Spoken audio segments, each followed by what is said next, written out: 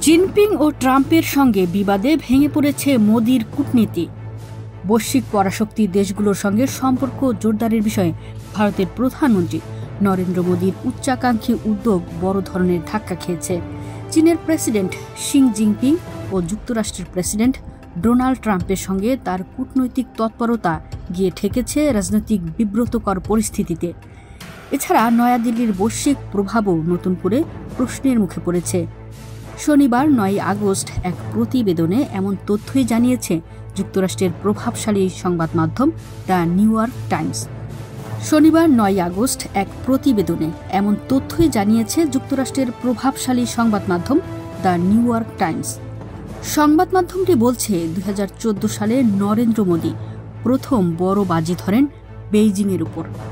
She জিনপিংকে স্বাগত জানাতে সে সময় গুজরাটে তিনি লাল গালিচা বিছিয়েছিলেন। এমনকি নদীর পাড়ে দোলনায় বসে বন্ধুত্ব প্রদর্শন করেন। কিন্তু সেই সময়ই বিতর্কিত সীমান্তে চীনা ও ভারতীয় সেনাদের সংঘর্ষ বাধে, যা ছিল একাধিক সংঘাতের প্রথম ঘটনা, যার ফলে বছরের পর বছর হিমালয়ে বিপুল সংখ্যক সেনা মোতায়েন রাখতে হয় ভারতকে। এর কয়েক বছর পর মোদি ভরসা রাখেন ওয়াশিংটনের উপর। চীনের মোকাবেলায় যুক্তরাষ্ট্রকে ভরসা হিসেবে দেখেন তিনি এবং সম্পর্ক জোরদারে সবটুকুই দেন। এমনকি প্রোটোকল ভেঙে হিউস্টনের জনসভায় ট্রাম্পের পুনর্নির্বাচনের প্রচারণায় অংশও নেন মোদি। কিন্তু ট্রাম্পের দ্বিতীয় মেয়াদে এই সম্পর্কের উষ্ণতা উধাও হয়ে যায়। তিনি ভারতের উপর ৫০% শুল্ক আরোপ করেন, অর্থনীতিকে মৃত বলে আখ্যা দেন এবং রাশিয়ার তেল কেনার অভিযোগ তোলেন। কাশ্মীরের পেহেলগাম হামলার পর চলতি বছরের সীমান্ত উত্তেজনা নিয়ে যুদ্ধবিরতির মধ্যস্থতায় পাকিস্তানকে সমান গুরুত্ব দেওয়ায় ট্রাম্পের প্রতি ক্ষুব্ধ হয় ভারত। এমনকি পাকিস্তানের সঙ্গে সংঘাত বন্ধে ট্রাম্পের ভূমিকা নয়াদিল্লি প্রকাশ্যে অস্বীকার করে। মূলত মোদির শক্ত অবস্থানের ভাবমূর্তি রক্ষা করতে এই পথ বেছে নেয় নয়াদিল্লি।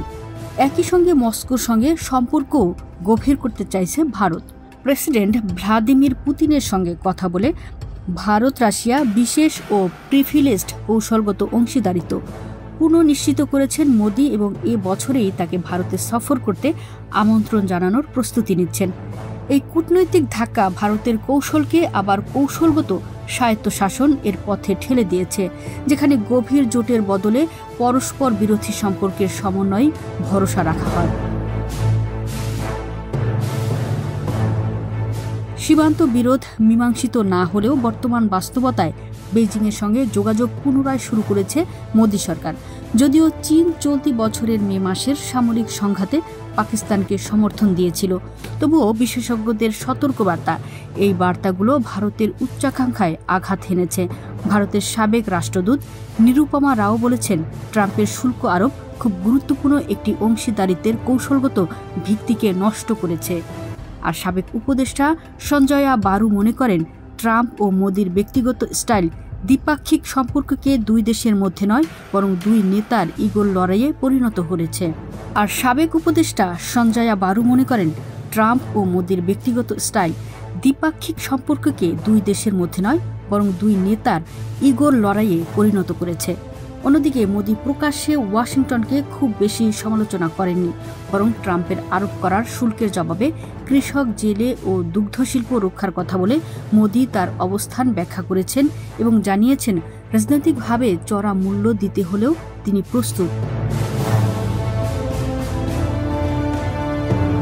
প্রতিবেদনে মিতু রুকাইয়া, কণ্ঠে সুমনা সোমা, ওয়ার্ল্ড ভিউজ।